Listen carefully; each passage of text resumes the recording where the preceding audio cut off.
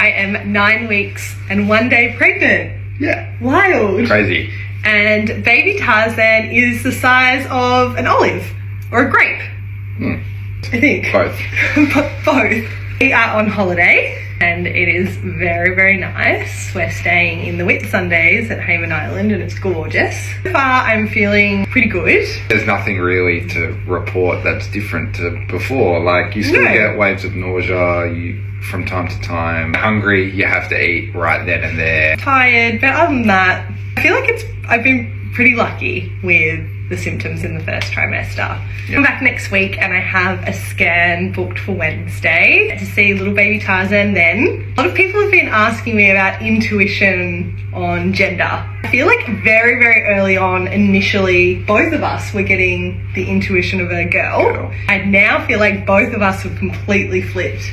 Yeah. And we're thinking more boy. We'll be finding out the gender. I don't know when though. Obviously they can test for it at the NIP test, but probably won't find out there and then. Those that have followed me for a while, you know that back in August we did a double embryo transfer and that was with 2 PGT-A tested embryos. After we found out that transfer ended in miscarriage, we did ask our clinic for the genders of the embryos, which in Australia you can't find out before transferring. So this little baby Tarzan is a PGT tested embryo, so the clinic will know what the gender is already, which we probably could find out. You can't know before they transfer it, so you can't choose your gender in Australia. I did call the clinic to ask what the genders of the double embryo transfer that we did back in August were. Transferred 1 embryo from our January collection and 1 embryo from our April collection. The embryo from January was a little girl and the embryo from April was a little boy.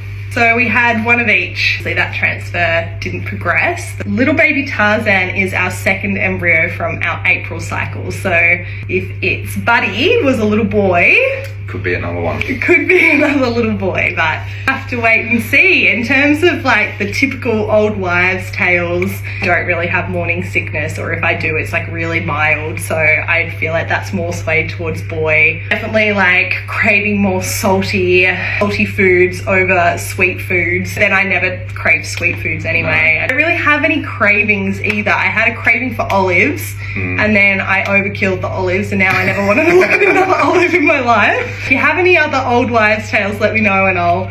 I've done the ring and the hair test. True, I should definitely do like the ring. The ring on the hair. The ring on the hair. I think it's like if it's a circle, it's a girl. If it's back and forth, it's a boy. Maybe we'll do that by the beach later. Yeah, maybe. Other than that, there's a little update. 9 weeks, 1 day. Wild to say. I feel like time has really flown, but at the same time been really slow.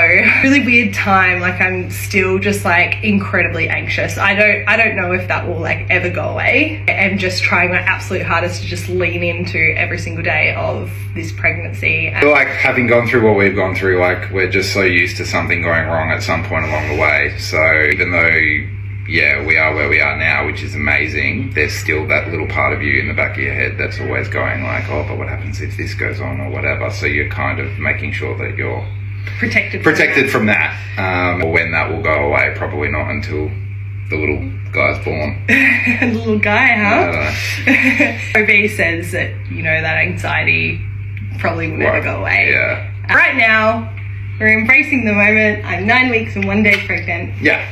And growing a little baby. Yeah, exactly. Love you. Love you too.